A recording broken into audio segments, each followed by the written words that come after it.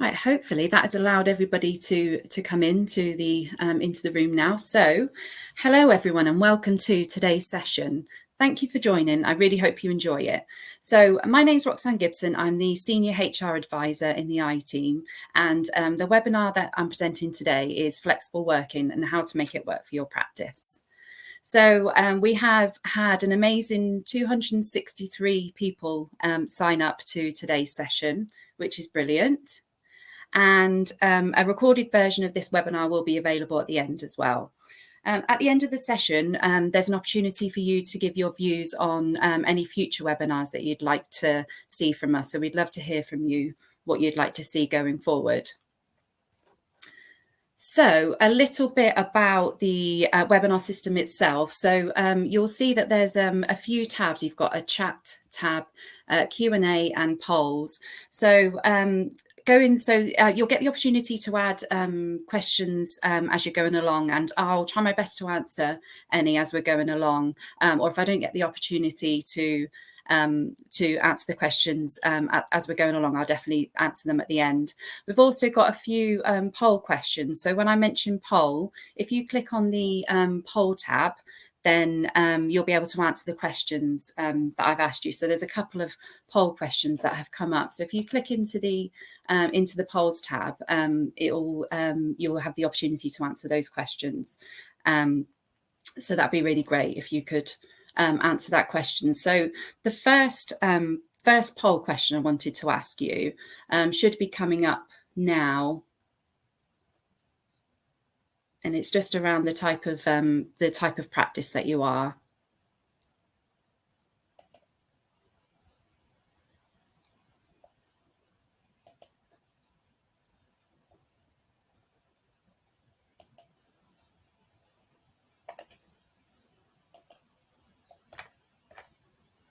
So hopefully you can see it's asking you what type of services do you currently provide.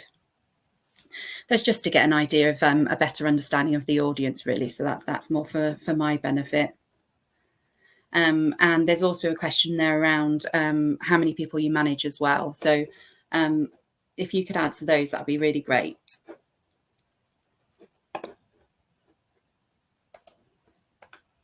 Okay, so the poll questions will still be on there. So if I haven't answered them straight away, they'll still be on there. So if you could go to them at some point, that would be great. But we are going to get started now. So let's get into the main session. So the agenda for today is we're going to be looking at what is flexible working, what is the best practice way of dealing with flexible working applications. We're going to talk about what the current state. So what does flexible working look like at the moment? How should it be treated? But most importantly, I want to talk about the new proposal for flexible working moving forward. I also want to spend a bit of time talking about how to legitimately decline a request and just some of the common pitfalls to be aware of.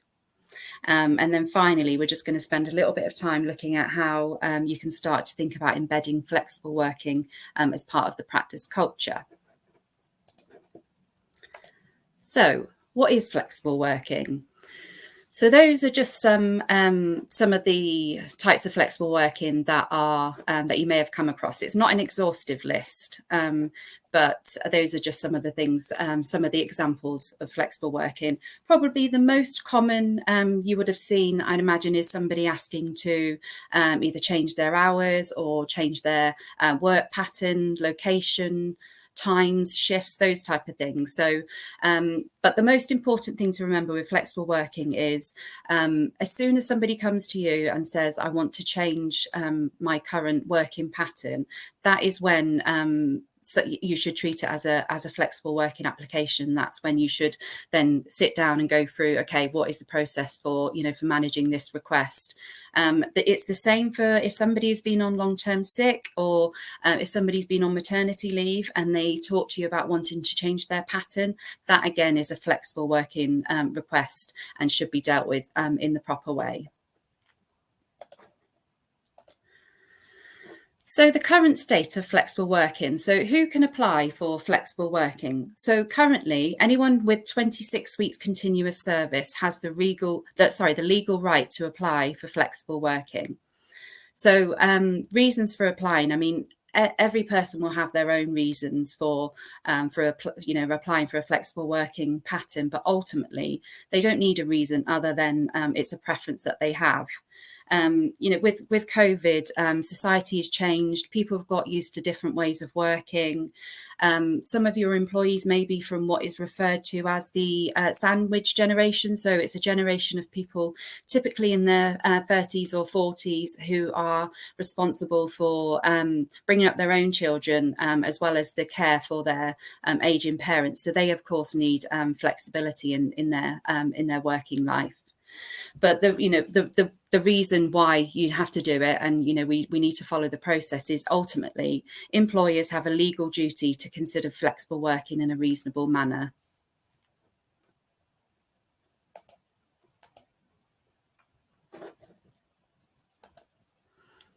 Okay, so the future. So in 2019, the government set out plans to allow employees, regardless of length of service, to be able to apply for flexible working.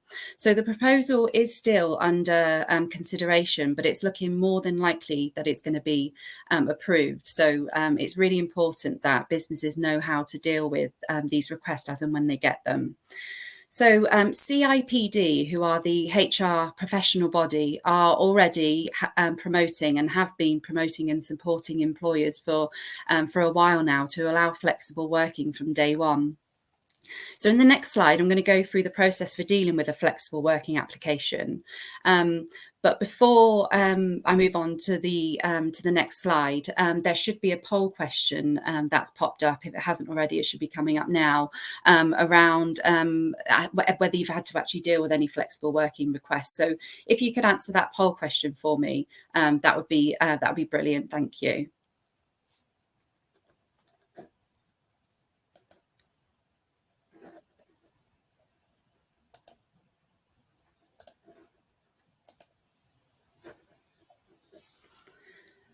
Okay, so this is looking at the HR best practice when dealing with a flexible working request. So there is a statutory time frame to deal with a flexible working application, which is 3 months. So it sounds like a long time, but the process that you need to go through, there's quite a few steps in it. So and that does include an appeal process if necessary. So you need to make sure that you're allowing enough time for all of the important steps to happen. So the best practice timeline that we set out does allow for some dates to be moved, but you do need to be aware that you could face employment tribunal if the employee feels that the statutory timeframe wasn't adhered to, and there could be a penalty or compensation for the employee. So day one is the day that you receive the application. So somebody may come to you and say, I want to look at changing my hours. You need to be able to get that request from them in writing. So as soon as you get that request in writing, it can be in email as well. That is your day one. You would then arrange a meeting to discuss their request in full. In the meeting, you need to ask them about how they think the change will impact on them and their team. You really want them to be thinking about not just for them, what this means for them, what impact is this change going to have on everybody else in the team as well. One important thing to note is that you don't have to make a decision there and then in that meeting.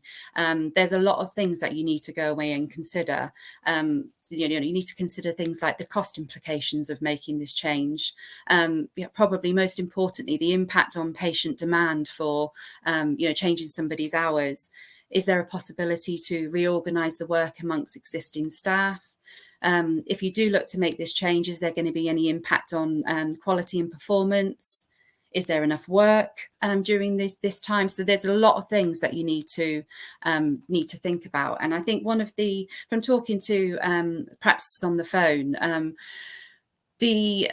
one of the things that they really struggle with is actually saying, well, we think it's going to have an impact, but we don't really understand what the impact is going to be until they do it. So one of the things that we would always ask you to consider is a trial period. So you could say, okay, we really don't understand what this, the impact is going to be. Let's trial it for 3 months.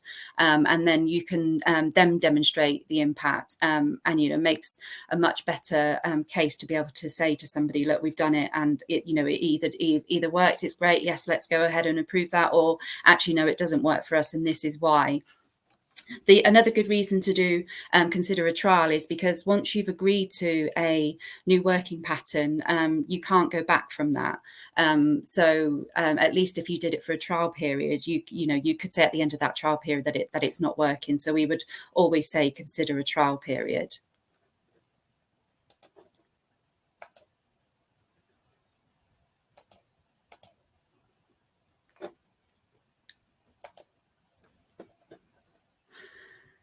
Okay, moving on to the next slide.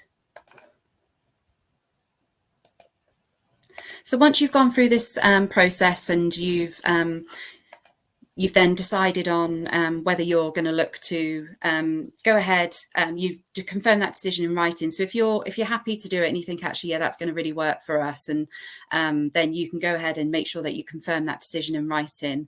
If you agree to the request, then iTeam can actually support you here because you can go in and update the work pattern, which will pull through to the rota tool, as well as calculating the new annual leave. So I'll just show you a couple of screens, which hopefully you'll be familiar with.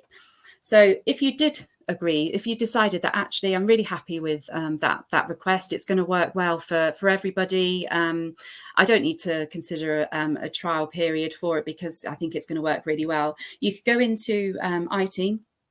And in the team tab, you could go in and it's not very clear on here, but this is a show edit work pattern. So you would go into this tab here, and it will then allow you to edit that person's work pattern. And what it will do is it will also then go in the background and calculate the annual leave entitlement based on the change. And then it will also pull through to the rota as well, so that when you look to draft rotas in the future, all of the new working pattern will be in there as well.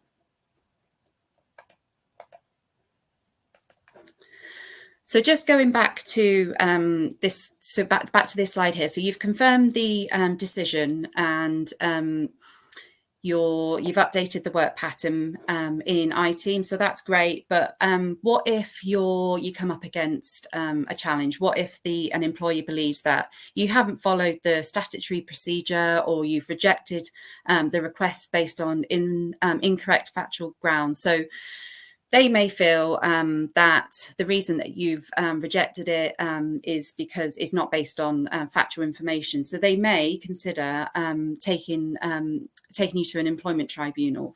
If this does happen, there's an ACAS arbitration scheme that you may want to consider. But if you start getting into this territory, this is when we say that you absolutely, pick up the phone to us and we can speak to you about that. Because if you do decide to enter into the ACAS arbitration scheme, because it's an impartial person that's going to be looking at it, if they don't agree with the employer, then you're kind of you're held to that decision. You don't have the opportunity to take it to employment tribunal. So if you're getting into that territory, please speak to us. Just moving on a couple of slides. So if you believe that if you have fully considered the request and you've decided that it's just not going to work for you, you've considered alternatives, you've looked at compromises, you've even trialed the new working pattern, and that's actually demonstrated that it really does have a negative impact if they were to look to change their hours, then you need to decline that request. And you absolutely can decline that request. You just need to ensure that you legitimately decline that request. So there needs to be a sound business reason for refusing the request, which comes under one of those reasons listed on the slide.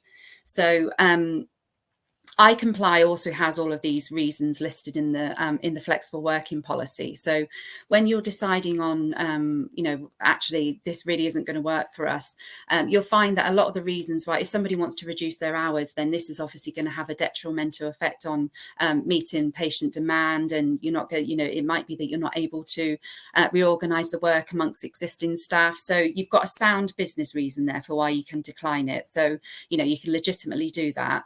And we can help you with that. So we can help prepare outcome responses for you. So if you get into this point when you think, oh, look, we're not going to be able to approve it, actually, it just doesn't work for the business, then get in touch with us and we can help you draft that so that you're, using all the right wording and you're legitimately declining a request there.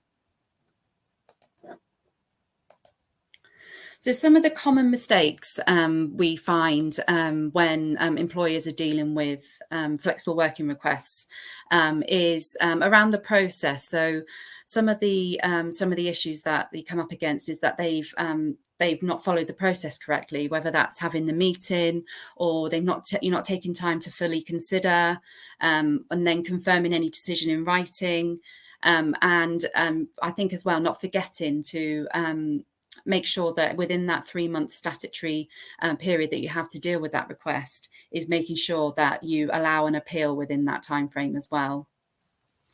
Some of the mistakes when it comes to considering the flexible working request is consider a trial period, because this really allows you to demonstrate the impact. If you're unsure if it is going to have an impact, or you really want to be able to justify and demonstrate that by doing this actually it's really going to have an impact, then do the trial and then you can then fully document that the impact that it's had, and that's and that's your reason why you're not looking to approve the request. This kind of goes without saying, but I think it's important to mention that you don't need to accept all requests. There's obvious issues with accepting everybody's request to work flexibly. You would have too many people working at a time potentially when it's not required, and you're not going to be able to meet patient demand. So you don't have to approve all of them. What it is important to remember is that employees who have requested flexible working have protection, so they have the right to not suffer a detriment. Somebody could look to claim for automatic unfair dismissal if they feel that they received detrimental treatment for executing their right to request flexible working. So what we mean by that is, we're not saying that anybody would, but it's all about the perception and what the employee feels, because they've submitted a flexible working application, and then all of a sudden they feel that they're receiving treatment that is not comparable to their colleagues. So that's one thing to be aware of. And one of the broad brush statements that I've come across, and I think again it is really to be aware of, is we've had it where somebody's refused a flexible working request because they're just not, they can't allow less than full time in the practice, or nobody can work less than 3 days a week. Unless you can support that with a sound business reason, it could be deemed as discrimination. And the reason is because the majority of people who request flexible working are still women. So if we're just saying that nobody can work less than 3 days a week, then because the majority of people who request flexible working are women, this can be classed as sex discrimination. So these are all the the type of things that you really do need to be careful with. Some of the risks of some of the risks that you might face, what can happen when things go wrong or if the process isn't followed. So you could be faced with grievances, and you risk damaging the employer-employee relationship. I think that kind of goes without saying. As I mentioned before, there is protection for employees who have requested flexible working. They have the right not to be unfairly dismissed. Somebody, even when with less than 2 years service, if they feel that they have been someone feels that they've been treated differently because they've requested they've carried out their right to request flexible working, that can be seen as automatic unfair dismissal. So whether they've got less than 2 years service, they could still look at claiming automatic unfair dismissal. So that's something to be aware of. So I know I've spoken about the 3-month statutory timeframe quite a few times now. So I think one of the risks to be aware of here is that an employee can claim compensation. So if they feel that that timescale wasn't met, they can look to claim compensation, and that's usually around 8 weeks of their pay. But that's usually on top of a discrimination or constructive dismissal claim. So the 8 weeks pay is going to be the minimum that the employee will receive if they feel that the process wasn't followed correctly. So what we're saying is seek advice at every stage. That's what we're here for. We want to help you. We want to make sure that you get it right. So if you get any request and you're unsure, even though you've attended this session here today, doesn't mean to say that that makes you an expert. Please do speak to us. We're more than happy to help with this. So just before we move on to looking at how we embed flexible working, I just want to recap what we've covered. So we've covered what is flexible working, the process for dealing with and managing flexible working requests, common mistakes to be aware of, and some of the risks involved of when you don't manage flexible working appropriately. So moving on to the final part, which is about embedding it, how you embed flexible working as part of the practice culture. So why would you do it? Why would you look at embedding into the practice? So not only will it likely become a requirement that day one applications will need to be considered, it will be essential for businesses to fully embrace a flexible working culture, because you want to be able to stand out against your competitors when recruiting. You want to be seen as an employer of choice. One of the things that I'm seeing very often at the moment on the phone lines, on the helpline, is the struggles that you're all having around recruiting and retaining staff, but especially dental nurses. So I know that that's a real challenge at the moment. So to keep hold of your talent, you need to be able to find ways of working with your employers to find a work pattern that works for both of you. Another reason for doing it is around staff wellbeing. So having a good work-life balance contributes enormously to staff wellbeing. Employees tend to feel more engaged and valued if the employer shows flexibility and considers their needs, and it goes hand in hand with staff wellbeing. But absence, if your staff are feeling valued and engaged, then this has a knock-on impact to sickness absence. So you should see that your sickness absence are lower if you've got engaged and motivated staff. There's a few things you do need to consider around looking, if you want to embed flexible working into the culture. It's making sure that you're ready. So looking at things like recruitment. Do your job adverts support and actively encourage flexible working? So this is something that we would advise you to have a look at as a starting point for looking to embed this. Another thing to consider is around the technology. So does the practice have the right technology to support a flexible working culture? There's many examples of some of the things you can look at, but just one of the things that a lot of practices have already taken on board is having a phone system that uses the internet gives you much greater mobility. So those are the type of things that you might consider around if you want a flexible workforce, getting technology that supports that. I mentioned it before, but iTeam is a technology platform that allows you to update the working pattern, which flows through to the rota. So that's a tool that is there that supports flexible working and managing flexible working, and makes planning and rotas a lot easier, and you don't have to faff about with annual leave calculations. So that supports you embedding that as well. And I think it's important that when you look at flexible working, it's looking at it's not just taking a role and just saying, actually, if you do this role, you're not able to do flexible working at all. I think it's about breaking down the tasks within that role, and looking at and deciding what can be done flexibly rather than what can't be done. I think it's fine once you've done an analysis on it to say, actually, we have reviewed it, and it's just for this type of role there aren't any tasks really that can be done flexibly. Then that's fine. But I think it's about breaking down the tasks rather than just rolling out a role completely and saying that can't be done in a flexible way.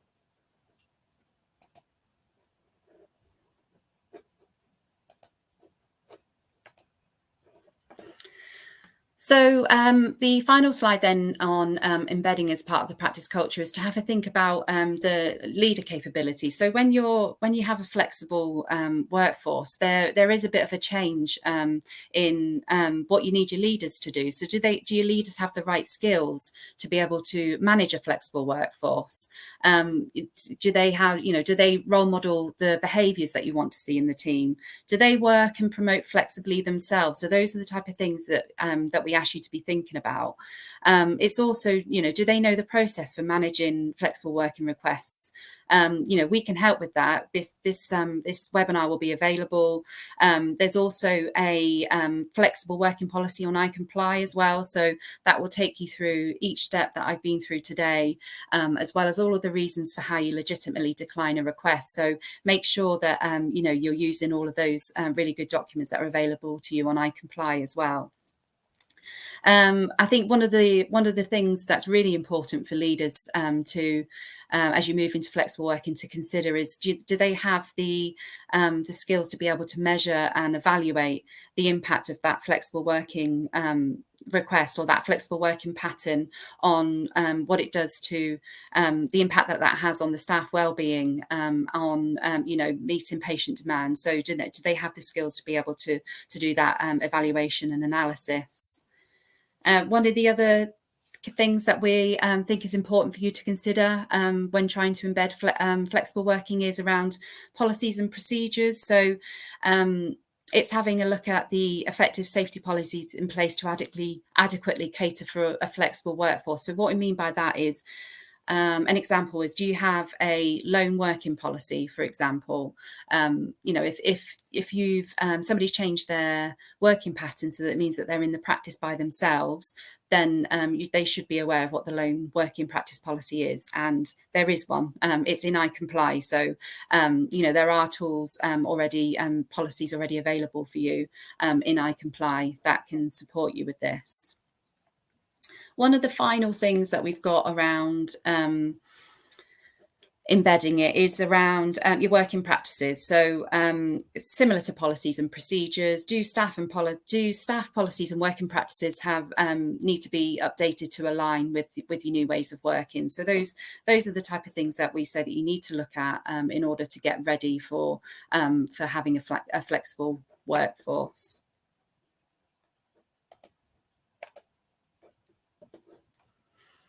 So just a bit of a recap on what we've covered and what I think is the important information that you should take away from this session today. So what we are advising, that even though at the moment it isn't a requirement, we think that it will be shortly, but we think that it's a good idea that even those with less than 26 weeks service, if they put forward a flexible working request, then there's lots of good reasons as to why we think that should be considered. And we would advise that regardless of service, that you do look at following the flexible working process should you get one. We want you to go away and talk to your team members about flexible working. There is a flexible working policy and iComply. I think it's about getting out there and talking to the team about it so that they feel that, that flexible working is something that is going to be considered, because sometimes you'll find that people just assume because it's not talked about, it's not part of the culture. Oh, I can't possibly request a flexible working. And somebody may, go out, start looking for employment elsewhere when, if they just had a chat with somebody, they could find something that works for them. It's important to make sure that all requests are confirmed in writing. I know I've mentioned it many times, but I will mention it again. The statutory time frame is really important. So, you get a decent amount of time. It's 3 months, but you need to make sure that it's dealt with in that time. Otherwise, you could face a penalty in the form of compensation for the employee. And consider a trial period. So especially before refusing a request, if you're unsure about it, then please, speak to us, but consider a trial period. And I'll, say it again, that this is what we're here for. We're here as your sounding board. If you get a request and you're just unsure and you think, oh, I've had, I did go to that webinar, but I'm still not sure, please do speak to us. That's what we're here for. We love helping you through your challenging situations. We want to try and make it easy for you. So please do get in touch. And then I think the final point then on the summary and, the bits to take away and have a think about is, are you ready? Are you ready to have a flexible workforce? Have you got the right recruitment set up? Have you got the right adverts? Do you need to review your technology? Have you got the right policies and procedures in place? And then just thinking about your leaders at the practice. So have you got the leadership capability?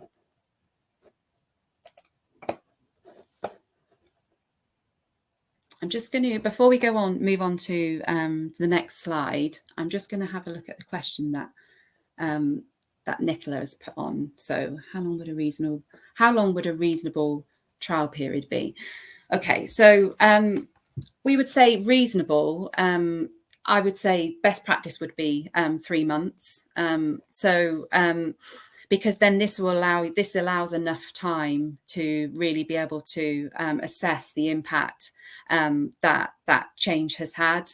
You could do it for less than that. You could look at, say, if you could look at setting 6 weeks, but I think best practice reasonable would be 3 months. But if you think that if you're doing the trial because you think it's going to have a detrimental impact, then you can definitely consider a shorter period than that. So 6 weeks would still be enough time for you to be able to fully assess the impact of that change in working pattern. Again, I think it depends on the request itself, but reasonable would be 3 months, but you can consider less than that. Let's see if this. Okay, so would that be a contract change? It wouldn't be a contract change at that point because it's a trial period. You're not looking at that point. You're not agreeing to a change in terms and conditions. So for the trial period, it wouldn't be a contract change. No.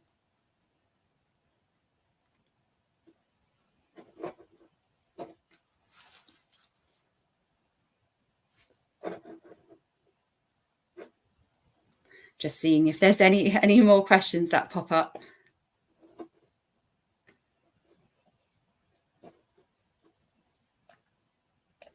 Okay, so we have covered what is flexible working, the process for flexible working, and we've covered the risks, we've covered the common mistakes, and we've also spent a little bit of time looking at how you would get yourself ready as a practice for flexible working. So that is all of our main slides covered for today. I'm just going to finish up with just talking a little bit about the next webinar, and then I can see there's another couple of questions, so we'll go back to that at the end. But just to let you know then our next webinar is about corporate sustainability and responsibility, or CSR for short, and why it's important for dental practices and their patients. Far from being yet another challenge to overcome, your CSR is something that you can turn into an advantage. So it can help you improve staff and patient engagement, increase loyalty and retention. And on the 16th of June, we've got a guest speaker, Mark Topley, who's going to explain how, as well as showing you simple, straightforward steps you can take. So please register your interest for that. I think that'll be another great webinar for you to attend. So just go into the questions before we conclude. So Marta, if someone asks about flexible working and it's not in writing, do I still need to provide them the answer in writing? If somebody asks you verbally about a flexible working request, I would always ask them to put their full request in writing. And then as soon as you receive that written request, then that's your day one. I would always advise that you respond in writing as well, definitely, yeah. Okay, Rob, can you answer if day one requests become legal? How do you deal with a full-time role that gets a request to be a part-time role?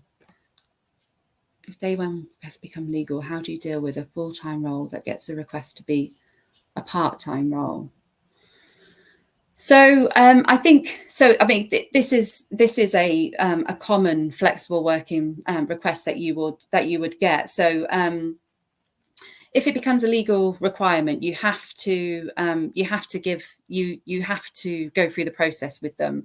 But what you'd need to consider here, so just say somebody was requesting to reduce their days from 5 to 3, that would obviously leave a gap of of 2 days that would impact on your ability to meet patient demand.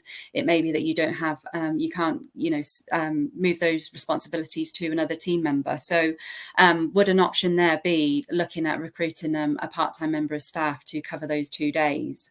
So that's one of the considerations that you would make in that situation. Hopefully that answers that question.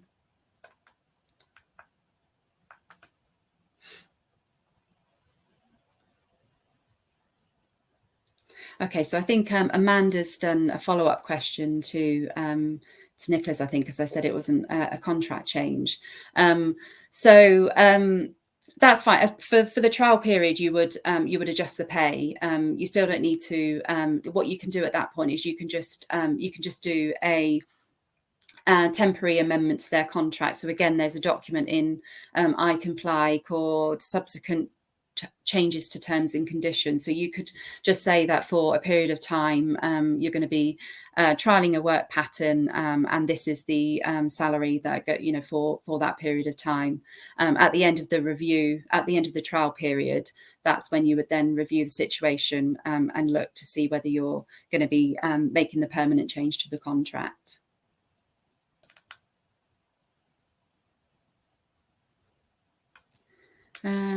Right, Laura.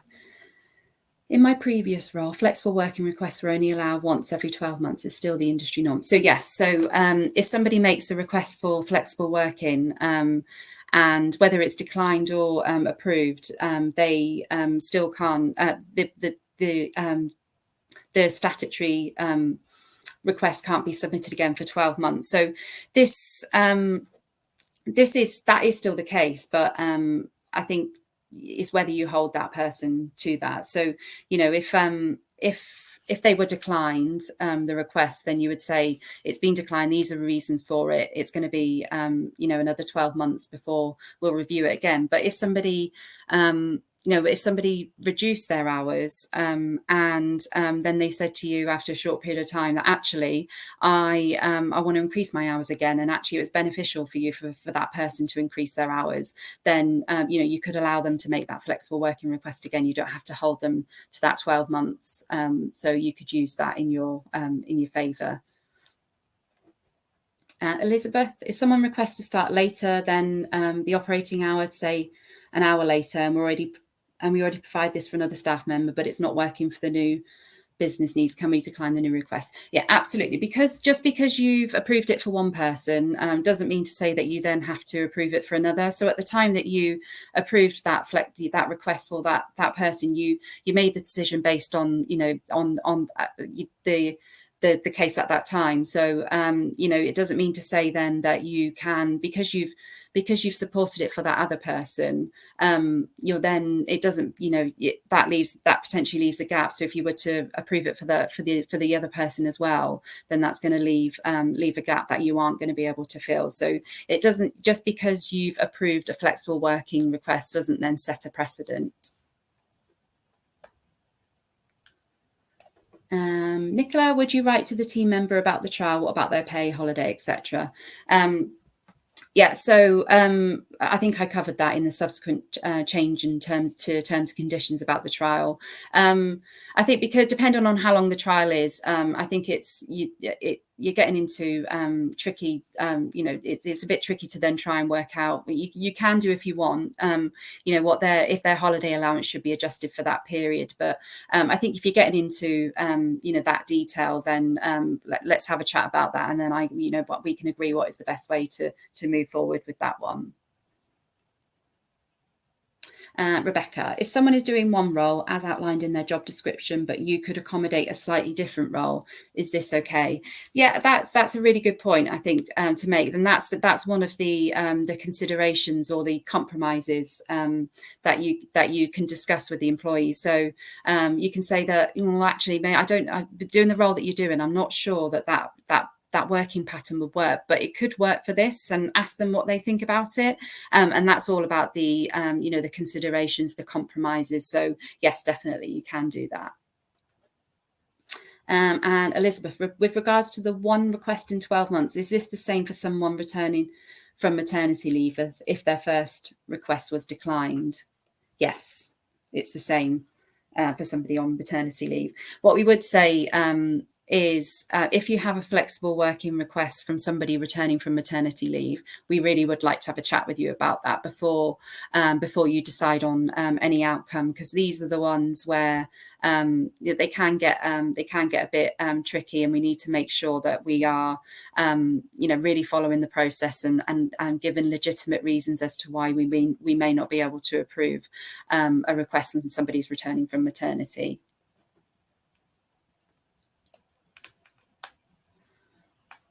I'm just going to go through and make sure that I've answered all of your questions.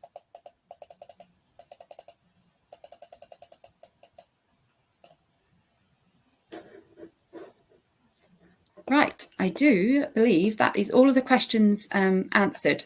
So that does bring us to the end of our session. So thank you so much for your time, and please do get in touch with us if you need us to answer any questions around flexible working. So thank you again, and this now concludes our session.